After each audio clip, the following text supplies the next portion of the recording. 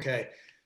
Hello, everybody. This is Jeff Martin with Magic City Books. I'm so thrilled to have you here and back for our weekly virtual author event series, which we have been doing 2 to 3 virtual author events every week, basically since April, which has been really great to stay connected with you, our readers, and meet new people from across the country who might not ever come to Tulsa or know what Magic City Books is. So it's been a wonderful way to keep tethered to the people that really make the difference for us. So thank you for joining us tonight. We're going to be doing this for a while. If we want to be honest with ourselves, I don't think we'll be doing any in-person events, probably at least well into 2021, but we're going to keep this going, keep the conversations going, try to give you what I think of as kind of a mixtape of experiences. So we'll be talking about some very serious things from time to time, but also having some moments of levity. I mean, we've got everything from this wonderful event tonight.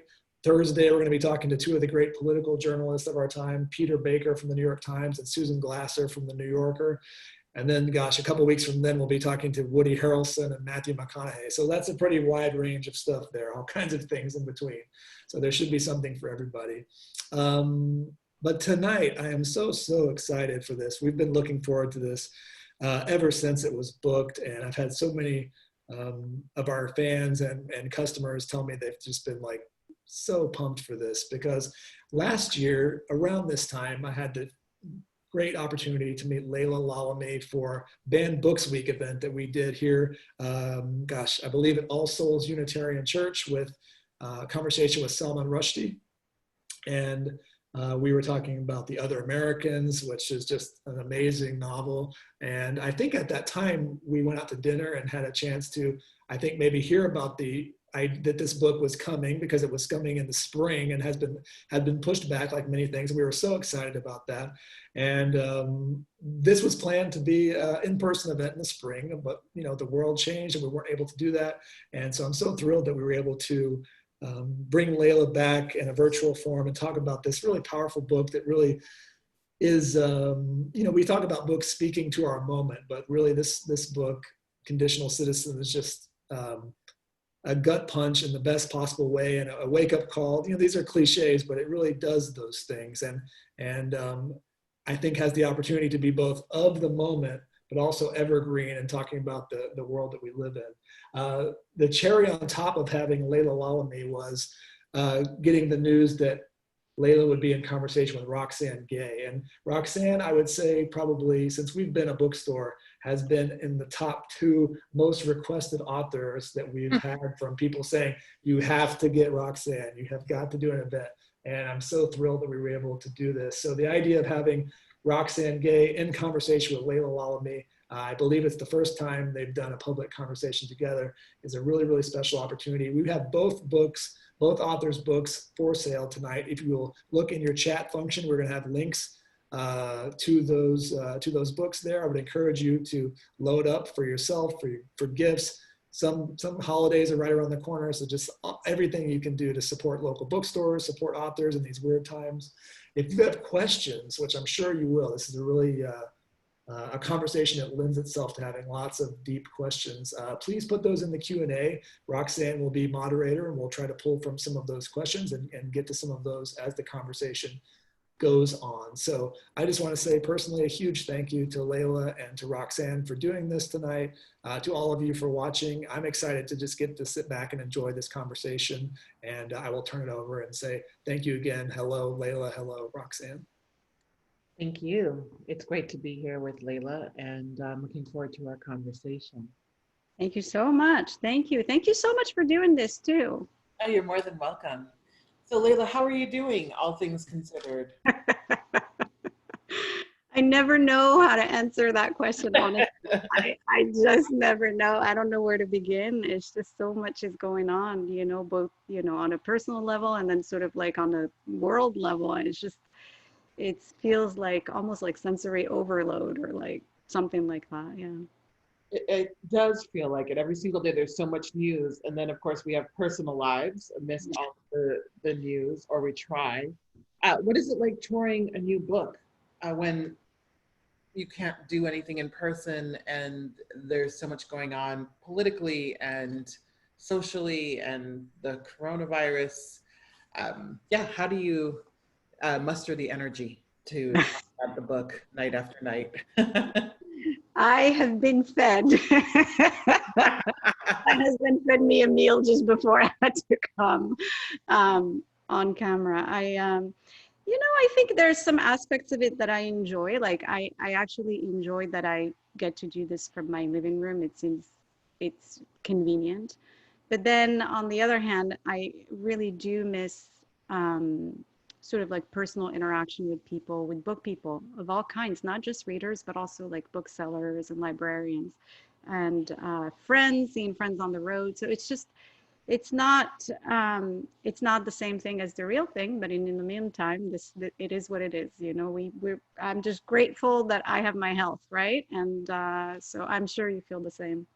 I do, actually, I do. It's not the same, but given just the sheer amount of loss of life and the other issues people are dealing with, I have very little to complain about. Yeah. Are you touring a lot for this new book?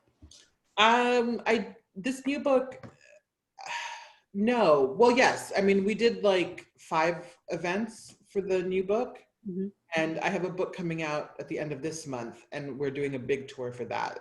And it's really kind of sad because it was going to be a huge tour in person, and now it's not. But I'm still excited to be able to visit some of my favorite independent bookstores. Yeah. And also, I don't have to get on an airplane, which I kind of miss. I do miss travel, but it's also kind of nice to do this from my house. So. Yeah. Let's talk about your new book, though, Conditional Citizens, an essay collection that really talks about this idea of conditional citizenship, and you do so through several different lenses. One of the things I noticed, though, was that the tone of this book was very matter of fact. You didn't sugarcoat anything.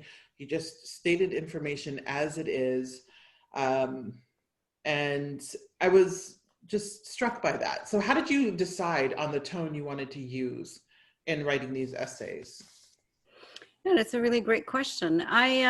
In the way in which the essays are structured, so they're all on the same theme of conditional citizens. That's what ties them together. But each essay begins with personal experience. So for example, the opening essay, which is called Allegiance, is about the oath of citizenship that I took almost 20 years ago at the Pomona Fairplex.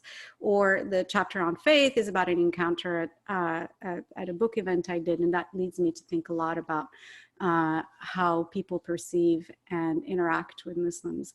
And so each one begins with a personal anecdote, and then, as you say, kind of pulls back and draws on sort of like history and current events. I think the reason that I settled on this is I wasn't interested in writing a memoir, partly because I'm intensely private person, but also emotionally, I wasn't sure that I was entirely equipped for it. Like the amount that I discussed was just about the limit of what I could handle writing about. And then really the thing that interested me in writing about citizenship is how my experience connected with that of other people who share some, not all, but share some of these experiences with me. And so in writing it, I tried to balance some of these personal experiences with an examination of the history of citizenship, or an examination of matters having to do with race and racism or gender and so on and so forth. So for people who have not yet read this wonderful collection, what is a conditional citizen? So in the book, I give a number of definitions for the concept, but at a very basic level, a conditional citizen is a person who's not an equal citizen. So when we think about citizenship, typically we think of it as a status, like you're a citizen or you're a non-citizen, but it's something that for the vast majority of people is an entirely arbitrary status. Like you're born into this country, you don't do anything, and then you're American. Or if you're born in another country, you have this other citizenship. So it is it's sort of like a lottery. It's an arbitrary fact about us. And that arbitrary fact ends up deciding a lot of our lives in terms of the rights that we have access to. So for example, if a person is born in North Korea or in the Gaza Strip, they have limited freedom of movement. Or if, so it just, depending on where you're born, you have access to the right to vote or not the right to vote. Or the right, all kinds of different rights that we think of as intimately tied to citizenship depend on this lottery. Now, I found myself, because of accidents of life, becoming an immigrant. It wasn't something that I really consciously set out to become. It happened really by chance when I came to the United States as a foreign student 20 odd years ago, met someone, and got married and eventually became a citizen. And so it is kind of this unusual situation where I'm naturalized a citizen. So it's a choice rather than just lottery. And that is something that really got me to think about what it means to be a citizen and to enter into this relationship with other citizens within the social contract. So a conditional citizen is, the way to think about it is to think about how you interact with the state in the person of, for example, the border agent or a police officer, or in a veterans administration, or in terms of school zoning, any kind of interaction between a citizen and the state or its representatives. And a conditional citizen is a person who does not have equal rights in each of these encounters. In other words, these encounters are supposed to be anonymous, meaning that regardless of who you are, you basically should have access to the same rights.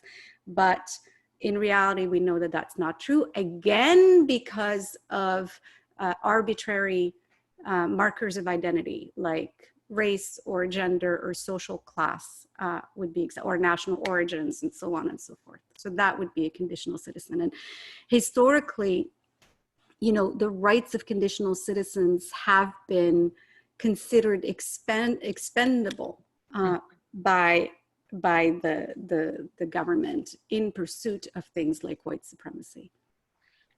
One of the things that struck me throughout the book was the level of research. You had a lot of background on where some of the policies that are shaping American life, in particular today, began, in terms of borders and the extension of our borders to 100 miles of our physical borders, or the history of citizenship rights.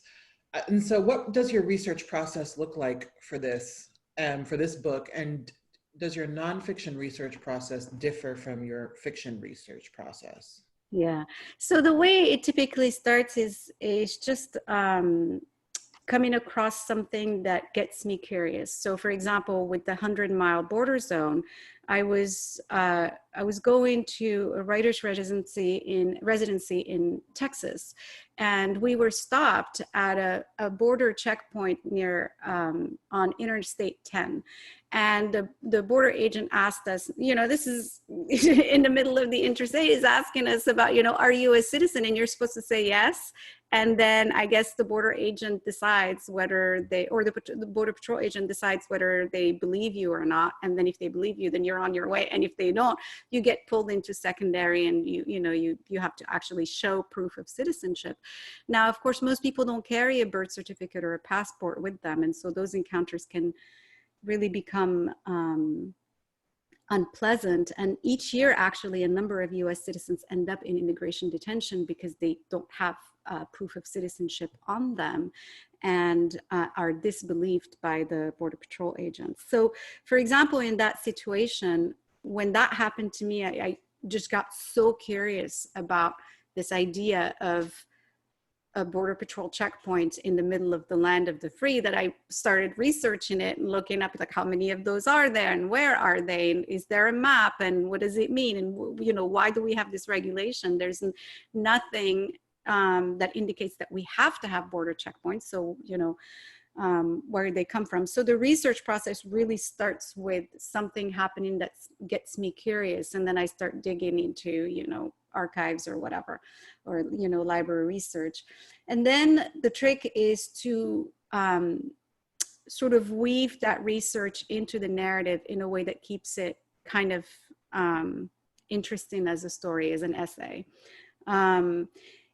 With the kinds of research that I did in this book, I would say it's not all that different than doing research for a novel, because research is research. I mean, you know, you've got your nose in books or in archives all day. The difference is in how the research is used. So, for example, with fiction, you know, I feel like I'm creating a world in miniature, and I'm completely in control of that world. Like, I decide what the scenes are, who lives, who dies, who interacts with whom, what happens, you know. So it's like a world in unto itself. And within that world, and sort of in terms of building it, I can rely on research, and I have to make it seem incidental. There can be no seams. Everything has to be completely lifelike.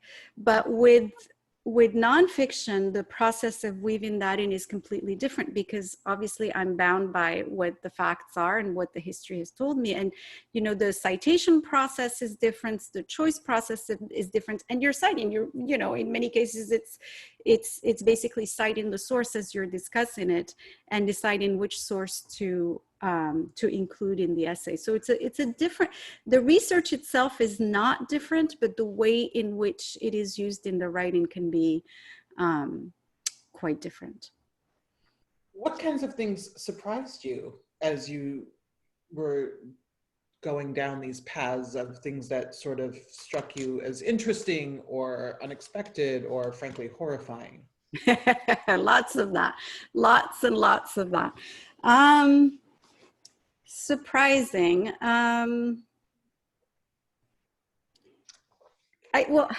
I guess one of the things that surprised me is every time that I thought I discovered something particularly cruel about how historically certain groups had been treated, there was always a new level of cruelty to discover. And so it just, that surprised me. And it's not something I ever necessarily want to give up. I think the capacity to be surprised is actually a good thing. One of my pet peeves is when people say, well, are you surprised? You know, it's like, that just annoys me, because it's like, you know, you should be surprised if something is a terrible development, or, you know, we should expect ourselves to be better.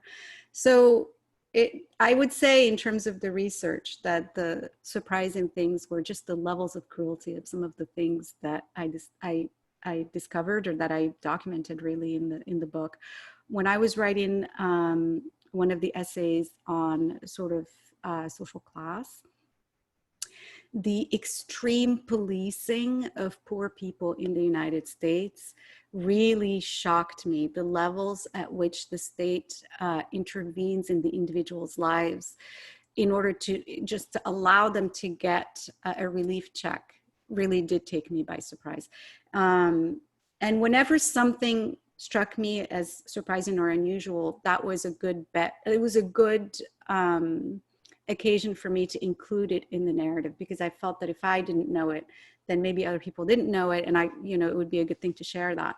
So yeah, so that would be one of the things, is the level of cruelty against poor people.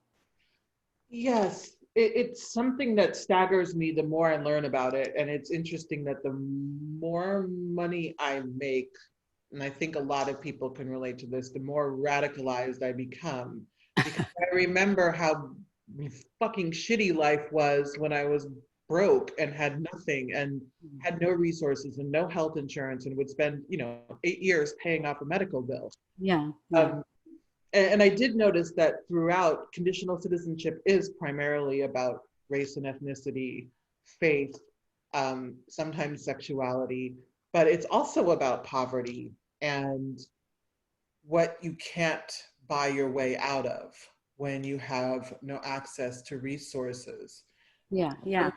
I remember one of the things that because you talked about health, one of the things that I remember very vividly is when I moved from whatever apartment I was in when I was in grad school to the next apartment that I was in.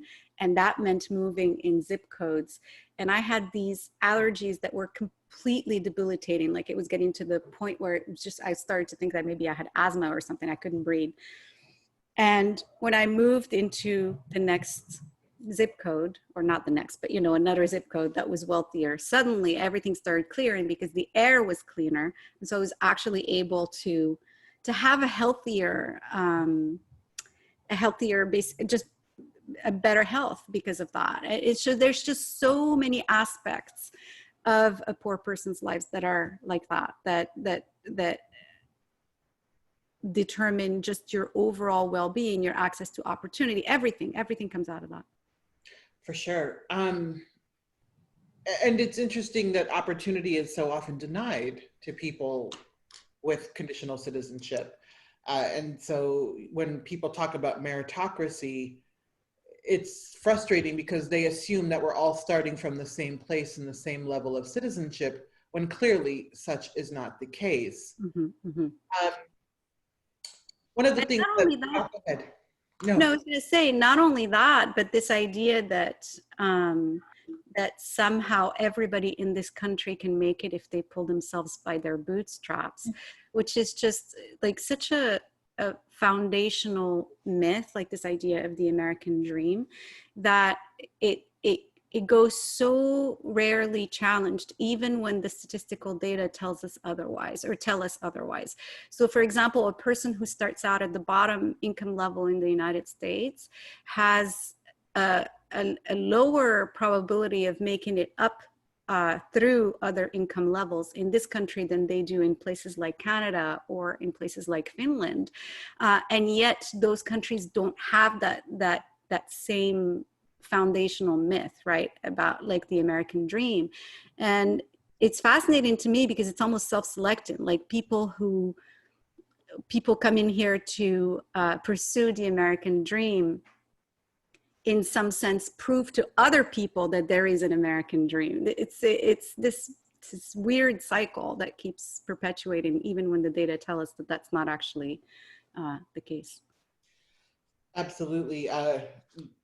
The American dream is something that especially comes up during an election year when people try to run on the promise of the American dream. And if you don't have it, your dream is still available to you if you only vote for me.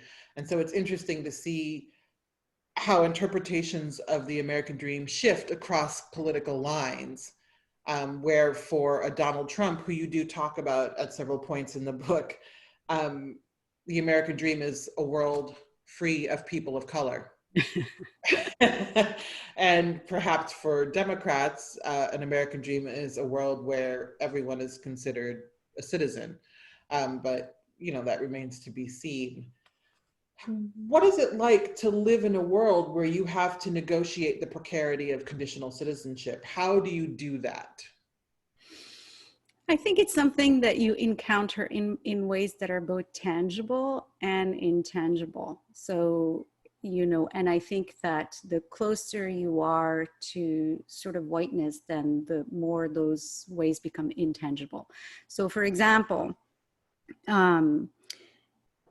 having, let's say, being pulled over for a routine traffic infraction, that again, going back to the idea that this encounter ought to be anonymous, that everybody is basically expected to have the same treatment, is simply not true, right? All we have to do is like open the newspaper in the morning and we see how that encounter is more likely to result in violence given the race and or the gender of the individual in question. But for other people who may not be in danger of that, there are still ways in which they are forced to confront their conditional citizenships, and it can be in ways that are more subtle, or maybe not even necessarily physically threatening, but that are still frightening, like encounters at the border. Like I get so nervous every time I have to go through an airport. Even though it's like everything is in order, but I always get so nervous just because the some of the encounters I've had are just bordering on harassment. Like it's just so unpleasant. So, and then there are other ways in which that can be a bit more intangible, like basically being told to go back to your country just because you decided to voice your opinion about this one. And so, you know, that would be a sort of not a physical, like it's not a legal thing, but it's still like a social way of enforcing, like it basically reminding you that you're a conditional citizen. And we've seen this with, for example, Ilhan Omar, regardless of what she says, like she gets that a lot, like the whole go back to your country. And Rashida Tlaib also gets it. And of course, you know, AOC gets it. So it's something that can be both extremely physical and violent, but it can also be expressed through social interactions. Mm-hmm. It's interesting what you say about the anxiety at the border, because when I was growing, my parents are Haitian, and when growing up, my mom would have to be in a separate line from my dad, my brothers, and I, because she held on to her Haitian passport for quite some time. Uh-huh. And it was always incredibly nerve-wracking, wondering how long are they going to interrogate her? What nonsense, I mean, are they going to ask? Are we going to see her again? I mean, we knew we were going to see her again, but it was really, you know, they make it an anxiety-ridden experience. Yeah. They do so because they can. And in some ways, that's a way of enforcing the border by intimidating you into respecting it.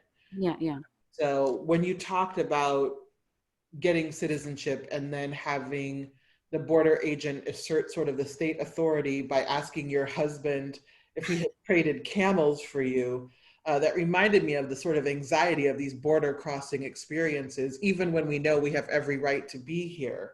Right. Yeah. And by the way, that's the same sort of that the way in which the authority is expressed in that case, it is similar to how it's expressed in those border checkpoints that we mentioned earlier. So there, a few years ago, there was a newspaper in Arizona basically conducted a survey to look at, see who was getting pulled, you know, at these border checkpoints and who was just being waived because they were assumed to be citizen based on how they looked or acted or sounded. And it found that disproportionately the people who were getting pulled in these encounters were of, you know, Latinx heritage. And those were the people. And if you end up living within a few miles of one of these border checkpoints, and so that means you have to go through them to go to the grocery store. You have to go through them to go to a school. And if you're getting stopped all the time, then that, you know, becomes a form of harassment against conditional citizens. Absolutely. It's amazing that people don't become xenophobes.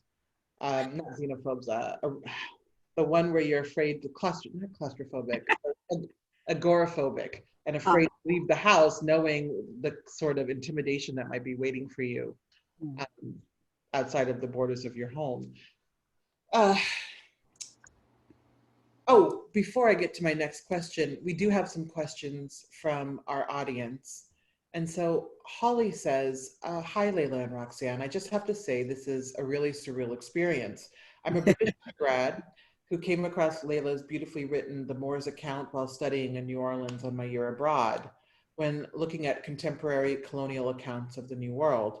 I found it so engaging with what I'm interested in, American history and literature, that I'm now writing my dissertation based around how you retell the New World and reflects on presentation and treatment of minority and Native communities from the beginning of colonial America, comparing it to Cabeza de Vaca's account and other colonial narratives. Wow.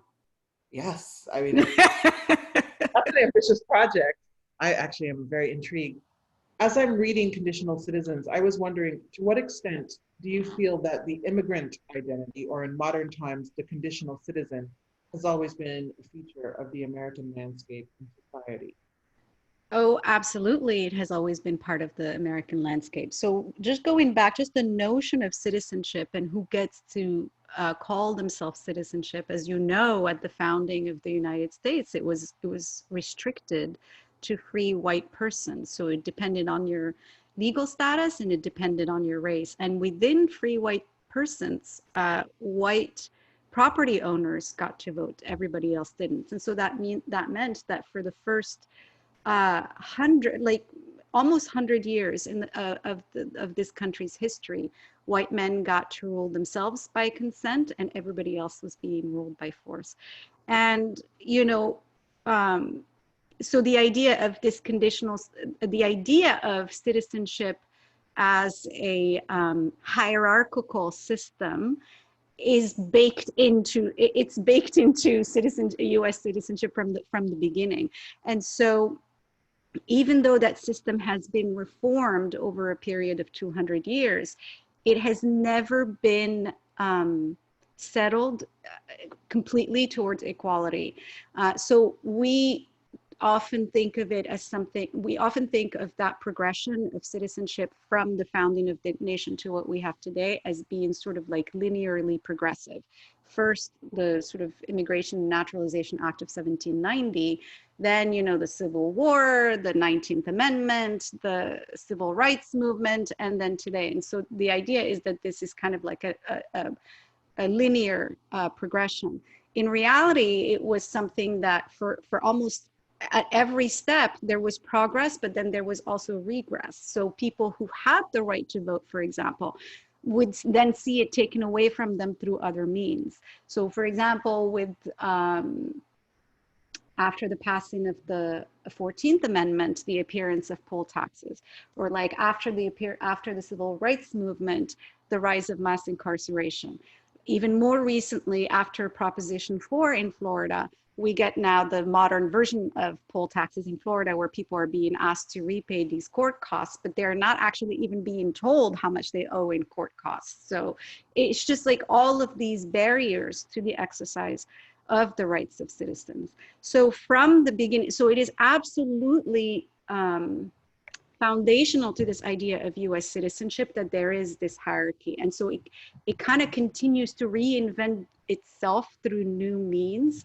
And but one of the things that I draw inspiration and hope from is that even though it was constantly trying to reinvent itself as an unequal system, at every step, people never stopped struggling to make it an equal system from the beginning. Indeed. In assimilation, you write about how it's always people of color who have to assimilate. And that historically, white people have actually never assimilated, whether it's assimilating to Native culture here in the United States or assimilating in other countries. And you actually opened my mind to something I hadn't actually really thought about before, but now that I think about it, I see it all over the place, where a French teacher had never learned Arabic, even though she had lived in and was living in Morocco for several years. Right. And it's interesting that assimilation always goes one way. Right. And, white supremacy seems to function everywhere. It's not just an American phenomenon. And so I would just love for you to talk a little bit more about this notion of assimilation only working in one direction.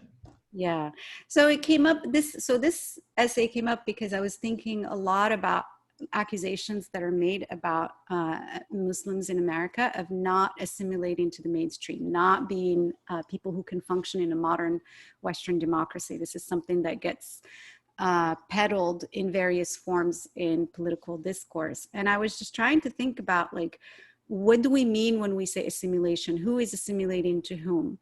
And it really struck me when I started thinking about it historically that assimilation has always been used as a cudgel by the politically powerful or more dominant group against other groups. So, in the US, assimilation has been wielded forcibly against indigenous people.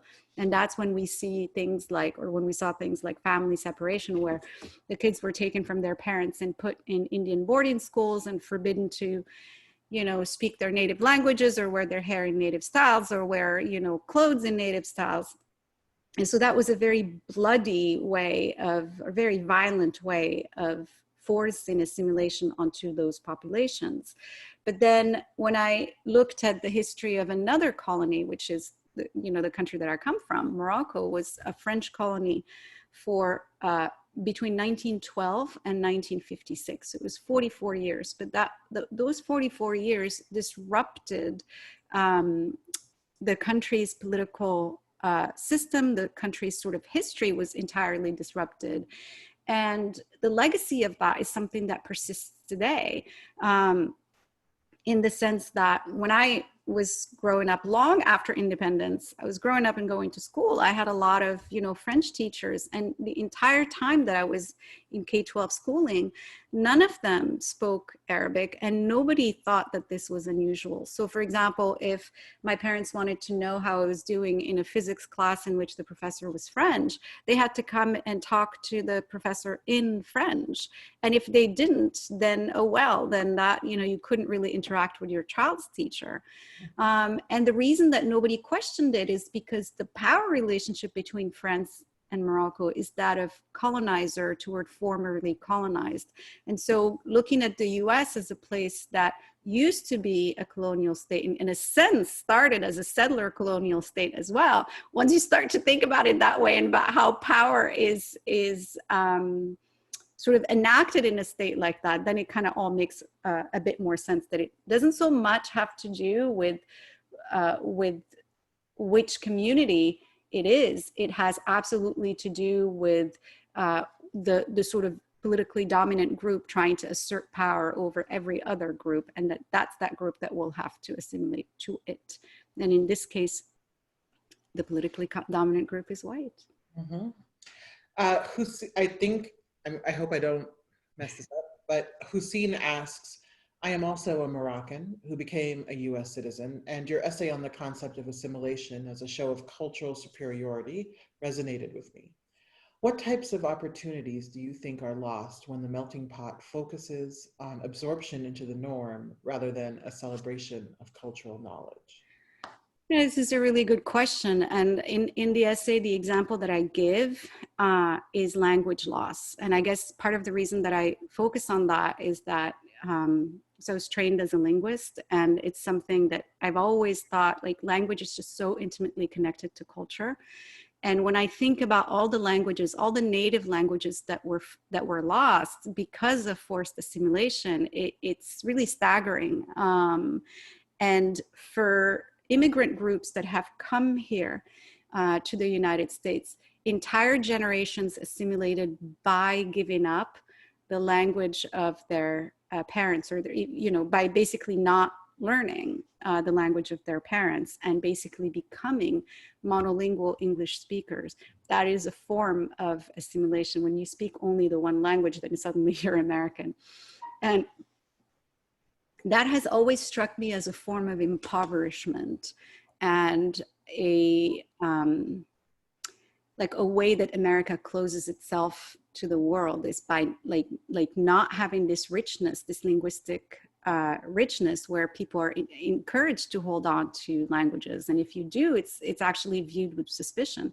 The essay opens with this guy I sat next to on a flight to Reno who was complaining that Koreans in Gardena were sending their kids to Korean language schools. And it bothered him, even though he's not Korean. It has nothing to do, nobody's stopping you from speaking English or from speaking any other language that you want. But he, assimilation was again used as a cudgel against people that he disliked. So to me, language loss is what is the biggest, the biggest thing that we lose when we focus assimilation too much on trying to force everyone into the melting pot and become the same. Mm-hmm. And by the way, notice that if you speak a foreign language that you learned in school, then suddenly, especially if you're white, that's considered like a sign of sophistication. But if you learned it from your immigrant parents, then that's like, are you assimilated? Yes, when I read the story of the man in Reno, I think we've all encountered that man who, rather than, learn Korean, especially in Los Angeles, which has a significant Korean community, he gets angry and frustrated. There were several anecdotes in the tribe chapter that were all too familiar. And particularly the ways in which white people police public spaces and enforce this invisible border with language and Right. try to enforce language Right. boundaries. Rashid has a question. They want to know, was writing this book cathartic as you shared your citizenship journey? Cathartic. I suppose so. I would say it was in equal measure cathartic and maybe instructive. So to give you an example, when I started writing about the sort of naturalization ceremony, just, to be able to say, this is where the Pomona Fairplex is for people who don't live in LA, I ended up looking up the Pomona Fairplex, finding out that, how big it was or whatever. And I remember that that's where the county fair is every summer. That's, and so in researching that, that's when I discovered that that was also an assembly center for Japanese Americans during the Second World War. This is a place where Japanese and Japanese Americans in Southern California were told to report in 1942 before they were shipped off to an internment camp in Wyoming.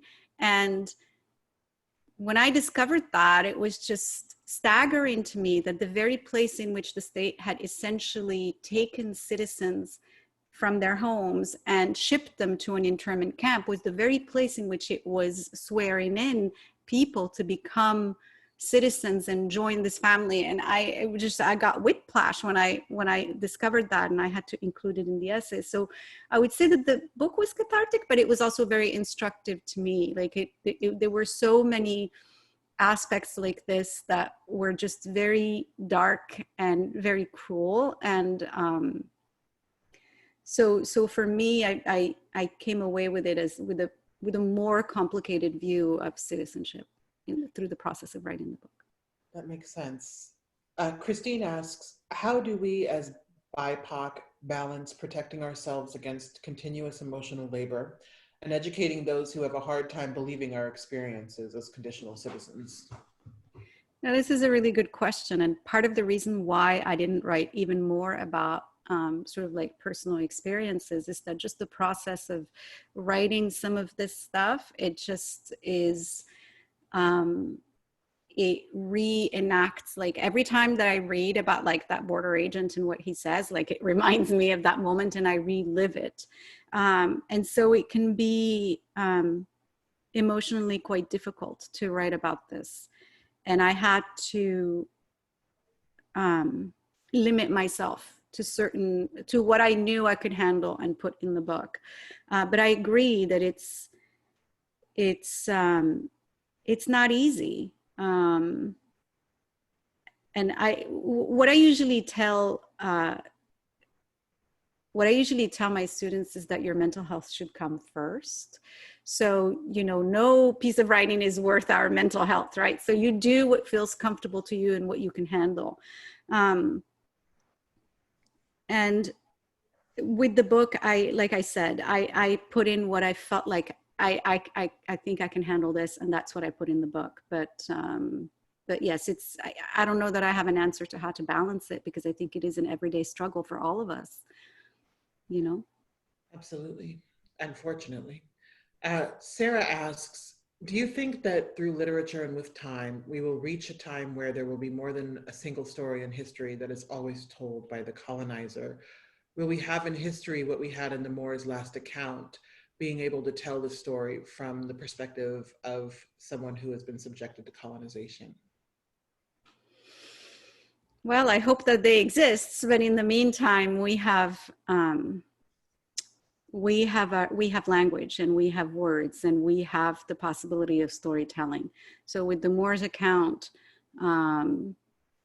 that historical that person who's a real person was not put into the historical records because of his status. But by writing a novel about him, I felt that I was using storytelling as a way to sort of restore what was missing in history, if that makes sense. I think that language has a great deal of power, and storytelling has a great deal of power. Elizabeth asks, is conditional citizenship fundamentally an effective colonization? Or are there models or examples that don't involve these structures of hegemony and assimilation? That's a really interesting question. I think that the answer is the former, because one of the things that I was thinking about is the very status of citizen, which, for example, in this country, every country gives you the right gives you a set of rights. And let's say, for example, you look at the right to vote. I am trying to think of a country that gives the right to vote to people who are residents, not just citizens. And there have been discussions of that, but it hasn't actually happened anywhere yet. So in answer to your question, I think it is always hierarchical, because if it was equal, then everybody who is living in a community would have a say in how that community is governed, how the group is going to spend resources in furthering the interests of that group, or in furthering the well-being of that group. But so long as we have a system in which only a small number of people get to make these decisions, then that's not going to make the entirety of it equal. I have one last question for you, because I spent a lot of time thinking about the final chapter and despair. And you write that despair is seductive. It takes no effort and gives a way out, which is indeed true. One of the things I talk about quite a lot, especially these days, is that hopelessness is a luxury. And I think certainly it's one that we've all been experiencing, but still, it's a luxury nonetheless. So this is a broad question for which there are no easy answers, but how do we fight despair, particularly now? Well, the thing I keep going back to is my practice as a writer. So, if I look at a particular writing project, and if I know ahead of time how difficult it's going to be, I might not ever get started. But one of the things that I do in my writing practice is every day try to do something towards that project. So it could be reading a book, it could be writing a page, it could be doing research for it. But as long as I'm doing something each day, I always joke with my husband, I pushed that rock up a hill today, just like a little bit today, and then back at it tomorrow, and back at it the next day. And then after however long, 3 or 4 or 5 years, then the book gets done. And so when I think about what's happening right now, I think that too many people approach things in terms of approach a progress in our society in terms of just one election or one thing that you do, and then you kind of, go back to your life. And it's actually in that same sense, it's sort of a daily struggle. So yes, of course you have to vote, and of course you have to be involved, but there's a lot of time in between elections, and there are a lot of opportunities that people can take for making things better within our communities. I was talking to somebody a couple of days ago about disparities in school learning, and how much of that comes just from the time that children have. Some kids need one-on-one attention because, for example, they haven't had preschool, and so by the time they even get to kindergarten, there's already delays with respect to other kids. And so just the act of volunteering to help a child like that, to me, is a very profound form of citizenship, because what you're doing is helping make somebody else's access to everything else in society better by helping them along. So I think that there's just a range of things that people can do, from volunteering within school organizations, or volunteering for bail funds, volunteering mutual aid. There's just so much that you can do in between, casting that ballot. But of course, cast your ballot. Yes. Voting can seem futile, but it is incredibly important to do it nonetheless, in addition to all of the things that we can do in our communities. Yeah. Laila Lalami, this has been so amazing, and I've really appreciated the opportunity to talk to you about this incredible new collection. So Conditional Citizens is available now, and I hope that everyone here tonight buys a copy or takes or borrows one from your favorite library. And thank you for coming. Thank you so much for doing this, Roxanne. Thank you, everyone. Have a good night.